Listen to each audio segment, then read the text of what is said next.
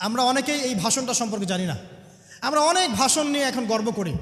নবী করিম সাল্লাল্লাহু আলাইহি ওয়াসাল্লামের এই যে সর্বশ্রেষ্ঠ ভাষণ, এটা কতজন জানেন? বিদায় হজের ভাষণ। কতজন জানেন বিদায় হজের ভাষণে নবী সাল্লাল্লাহু আলাইহি ওয়াসাল্লাম কি বলেছিলেন উম্মতকে? আমরা একটু আপনাদেরকে শোনাবো, শুনিয়ে ইনশাআল্লাহ লেকচারটা শেষ করব। নবী করিম সাল্লাল্লাহু আলাইহি ওয়াসাল্লাম এই দিনে 31টা বিষয়ে উম্মতকে নির্দেশ দিয়েছেন। 31টা বিষয়, সবগুলো বলার সময় পাওয়া যাবে না, আমি কয়েকটা কথা বলছি। নবী করিম সাল্লাল্লাহু আলাইহি ওয়াসাল্লাম সবার সামনে দাঁড়িয়ে দীর্ঘ 23 বছর অক্লান্ত পরিশ্রম করে দাওয়াতি মিশন কমপ্লিট করার পরে সবাইকে সমবেত করে একটা হজ করলেন। হজ করার পরে তিনি গুরুগম্ভীর কণ্ঠে বলছেন, হৃদয়ের সমস্ত আবেগ বের করে দিয়ে বলছেন, হে জনগণ, আইয়ুহান নাস, হে জনগণ, আমি জানি না আজকের পর তোমাদের সাথে আমি কখনো মিলিত হতে পারবো কিনা। একটু চিন্তা করেন, সাহাবীরা সামনে দাঁড়িয়ে আছেন, নবীজি দাঁড়িয়ে এই কথাটা বলছেন, হে জনগণ, আমি জানি না আজকের পরে আমি তোমাদের সাথে মিলিত হতে পারবো কিনা। অতএব যে ব্যক্তি আজকে আমার এই কথাগুলোকে স্মরণ রাখবে, সে যেন অন্যের কাছে এই কথাগুলো পৌঁছে দেয়। হতে পারে যার কাছে পৌঁছে দেওয়া হচ্ছে সেই এই কথাগুলোকে বেশি সংরক্ষণ করতে পারবে।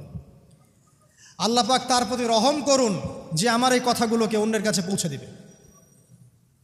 নবীজির ভাষণ। এরপর নবীজি বলছেন, জেনে রাখো নিশ্চয়ই তোমাদের পরস্পরের, মুসলিমদের পরস্পরের সম্পদ, পরস্পরের রক্ত, পরস্পরের এই যে জান, মাল, ইজ্জত, এগুলো একে অপরের জন্য হারাম। মুসলিমদের পরস্পরের রক্ত, পরস্পরের ইজ্জত, সম্মান একে অপরের জন্য হারাম। এর হানি করা একে অপরের জন্য হারাম। ঠিক যেমন আজকের এই দিন হারাম, এই শহর হারাম, এই মাসও হারাম। নবী করিম সাল্লাল্লাহু আলাইহি ওয়াসাল্লাম বলছিলেন, জেনে রাখো 3টা বিষয়ে যেন তোমাদের অন্তর কখনো খেয়ানত না করে। 3টা বিষয়ে তোমাদের অন্তর যেন কখনো খেয়ানত না করে। 1, তোমরা যে কাজটাই করবা শুধু আল্লাহ পাকের সন্তুষ্টির জন্য করবে। তোমরা যে কাজই করবে শুধু আল্লাহর সন্তুষ্টির জন্য করবে। তোমাদের শাসকবর্গের কল্যাণ কামনা করবে। তোমাদের শাসকবর্গের কল্যাণ কামনা করবে। 3 নাম্বার, মুসলিমদের জামাতকে আঁকড়ে ধরে রাখবে। মুসলিমদের ইউনাইটেড কমিউনিটিকে আঁকড়ে ধরে থাকবে। এই 3টা বিষয় পালনের ক্ষেত্রে তোমাদের অন্তর যেন খেয়ানত না করে। এদিন সূর্য ঢলে যাওয়ার পরে নবী সাল্লাল্লাহু আলাইহি ওয়াসাল্লাম আরও বললেন, শুনে রাখো হে মানব জাতি, এটা ভালো করে শোনেন, শুনে রাখো হে মানব জাতি, নিশ্চয়ই আমি মুহাম্মদ সাল্লাল্লাহু আলাইহি ওয়াসাল্লাম জাহেলি যুগের যত কুপ্রথা আছে সমস্ত কুপ্রথাকে আমার পায়ের তলে পিষ্ট করে গেলাম। জাহেলি যুগে কি ছিল ভাই? শিরিক ছিল, সুদ ছিল, মাদক ছিল, নারীর অবমাননা ছিল, কন্যা সন্তানকে দাফন করা হতো, রক্তক্ষয়ী, হানাহানি, মারামারি, কাটাকাটি ছিল। এগুলো সব কিছুকে আমি আমার পায়ের তলে দাফন করে গেলাম। এটা কি দাফন হয়েছে? তিনি বলছেন, নিশ্চয়ই আমি জাহেলি যুগের সুদকে আমার পায়ে তলে পিষ্ট করে যাচ্ছি। সর্বপ্রথম যার সুদ আমি পিষ্ট করছি তিনি হচ্ছেন আব্বাস ইবনে আব্দুল মুত্তালিব, আমার চাচার সুদ। নিজের পরিবার থেকে দৃষ্টান্ত স্থাপন করলেন। তিনি আরও বললেন, হে উপস্থিত জনগণ, তোমরা মেয়েদের ব্যাপারে সতর্ক থাকবে এবং তোমাদের স্ত্রীদের ব্যাপারে সতর্ক থাকবে, তাদের হকের ব্যাপারে সতর্ক থাকবে, কেননা তোমরা তাদেরকে আল্লাহর কালিমার মাধ্যমে হালাল করে নিয়েছো। অতএব তাদের ব্যাপারে তোমরা সতর্ক থাকবে। তোমাদের উপর তাদের হক হচ্ছে তোমরা যা খাবে, যা পরবে, তাদেরকেও তাই খাওয়াবে, তাই পরাবে।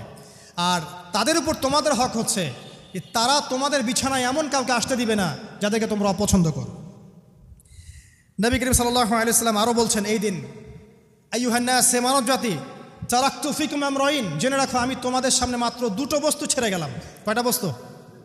লান তাদিল্লু মা তামাসসাকতুম বিহিমা, তোমরা কোনোদিন পথভ্রষ্ট হবে না যতদিন এই 2টা বস্তুকে আঁকড়ে ধরে থাকবে। কিতাব আল্লাহ, আল্লাহর কিতাব, ওয়া সুন্নতি নবীহি, এবং তার নবীর সুন্নাহ। তিনি আরও বললেন, আল মুসলিম, জেনে রাখো প্রকৃত মুসলিম সে ব্যক্তি, মান সালিমাল মুসলিমুনা মিন লিসানিহি ওয়া ইয়াদিহি, যে ব্যক্তির হাত এবং জবান থেকে অন্য মুসলিম নিরাপদ থাকে সেই ব্যক্তি হচ্ছে প্রকৃত মুসলিম। আল মুহাজির, আর প্রকৃত মুহাজির সে ব্যক্তি, মান হাজারা মা নাহাল্লাহু আন, আল্লাহ পাক যা নিষেধ করেছেন সেখান থেকে যে দূরে থাকে সেই ব্যক্তি প্রকৃত মুহাজির, মানে হিজরতকারী। তিনি আরও বললেন, মনে রেখো আমি তোমাদের সবার আগে হাউজে কাউসারে চলে যাব, সুবহানাল্লাহ, এবং সেখানে আমি তোমাদের জন্য অপেক্ষা করতে থাকব। অতএব শোনেন, অতএব তোমরা আমার চেহারাকে কালিমালিপ্ত করো না, মানে আমার চেহারায় কালিমালিপ্ত করো না, আমার নাম নষ্ট করে দিও না। আমি তোমাদের সংখ্যাধিক্য দেখে আল্লাহর কাছে গর্ব করব, আমাকে তোমরা অপমানিত করো না। আজকে কি আমরা তার দায়িত্ব পালন করে উম্মাহ হতে পেরেছি? নবীজি বলেছেন, তা আমার চেহারাকে কালিমালিপ্ত করো না। সুবহানাল্লাহ। তিনি বলছেন, ওই সময় কিছু মানুষ থেকে আমি মুক্ত হয়ে যাব, আর কিছু মানুষ আমার থেকে মুক্ত হয়ে যাবে। বলা হলো, কারা ইয়া রাসূলুল্লাহ? তিনি বলছেন, আল্লাহ পাককে আমি বলবো, ইন্নাহুম মিন্নি, হে আল্লাহ এরা আমার উম্মাহ, এরা আমার উম্মত, আমার সাহাবী। আল্লাহ পাক বলবেন, ইন্নাকা লা তাদরি মা আহদাসা বা'দাক, তুমি জানো না হে নবী, তোমার মৃত্যুর পর এই মানুষগুলো, পরবর্তী মানুষগুলো তোমার দিনের মধ্যে কত বেদাত সংযোজন করেছিল। তিনি আরও বলেছিলেন, হে জনগণ জেনে রাখো, প্রত্যেক পরিবারের জন্যে প্রতি বছর একটা করে পশু জবাই করার বিধান, প্রত্যেক পরিবারের জন্যে, সামর্থ্যবান পরিবারের জন্য প্রত্যেক বছর একটা করে পশু জবাই করার বিধান রয়েছে। তিনি আরও বললেন, মনে রাখো, একজনের অপরাধের শাস্তি আর একজন কখনো পাবে না, আর বাবার দোষে ছেলে কখনো দুষ্ট হবে না, ছেলের দোষে বাবাও কখনো অপরাধী হবে না।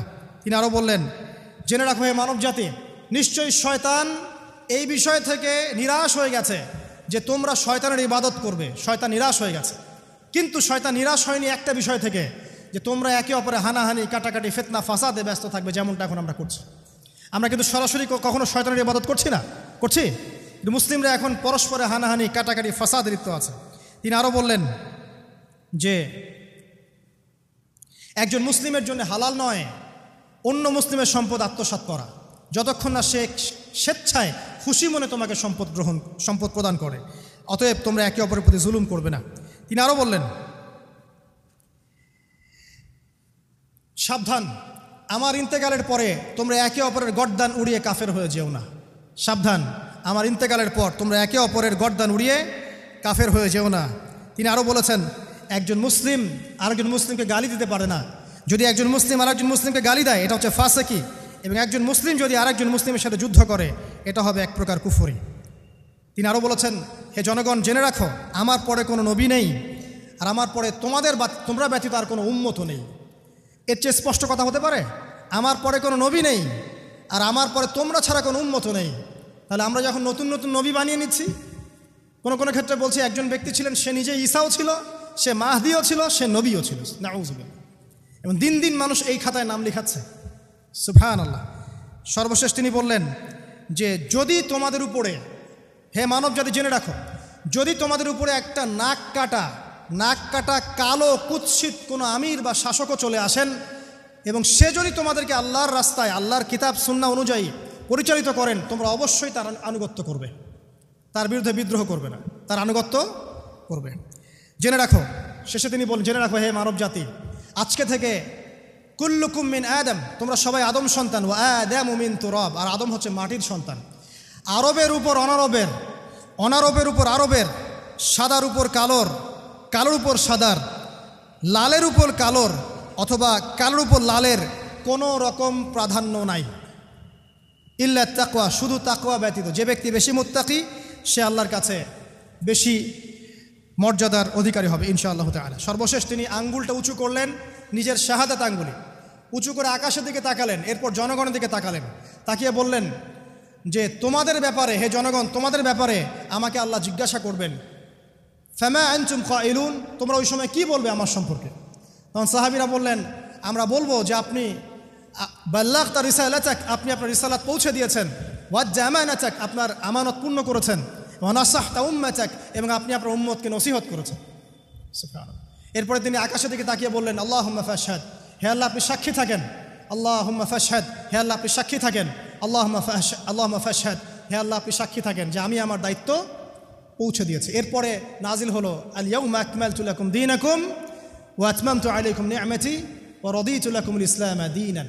এই হলো বিদায় হজ, আজকের এই আরাফার প্রেক্ষাপট। আমরা কতজন এটা নিয়ে চিন্তা করেছি? 1 মিনিট একটু বলে শেষ করি। দেখেন, শেষ ওসিয়ত যেগুলো হয় মানুষের, এটা খুব হৃদয় বিদারক হয় না?